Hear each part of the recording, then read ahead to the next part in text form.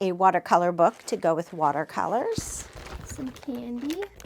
I think there were so many things that I didn't realize were important in a teenage oncology community until I went through it with my son. Turning pain into power. My son, Colin Delaney, his sense of humor was phenomenal. That's Colin. That left picture with the sunglasses, man, he just oozed coolness. Colin was diagnosed with cancer when he was 14, had a form of cancer called Burkitt's leukemia, and the oncologist on call said, "Don't worry, you're the most important person here."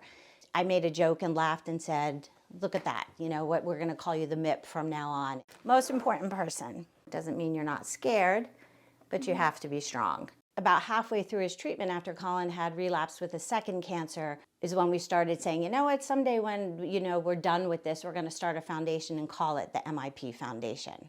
Colin had passed away in April of 2018, and I can literally remember thinking about, like, you don't have to not do this just because Colin died. I could still make the decision to take that humongous leap of faith and start a nonprofit. We support these amazing teenagers and young adults through MIP kits, which are very personalized materials to give them coping skills to manage their diagnosis. And this is an aromatherapy bracelet in blues. Cool. We've helped nearly 200 teenagers through the MIP kit program. And we introduced lots of coping skills that a teenager can lean on. Music, art, journaling, and meditation. Everybody's needs are different, and that's why every single MIP kit is truly very different. Yes, I am. Still is a most important person. Once a MIP, always a MIP. Always a MIP, yeah. I was diagnosed with cancer in August of 2021, right before going into junior year of high school, which was really bad timing. That's the thing that came that I talked about. It's that giant cart. I was in the hospital and I see my therapist in the background, you know, just wheeling in this giant cart. And I started to cry because it was just it was overwhelming. I thought, you know, you're getting this MIP kit. I thought maybe just a little basket. That was big when they brought it in a wagon.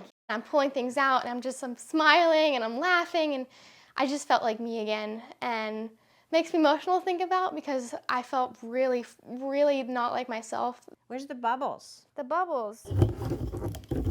I really want to work with kids and I want to be in science.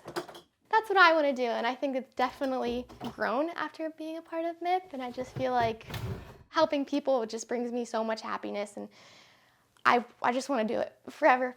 And a Yankee puzzle. What we want to recognize as a nonprofit is that cancer is just a part of them. They're still really a teenager figuring out their life and their interests and who they are.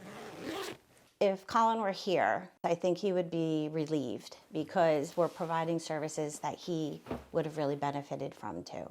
Cancer isn't going to stop, so I think we're going to just keep helping as many as we can while we can.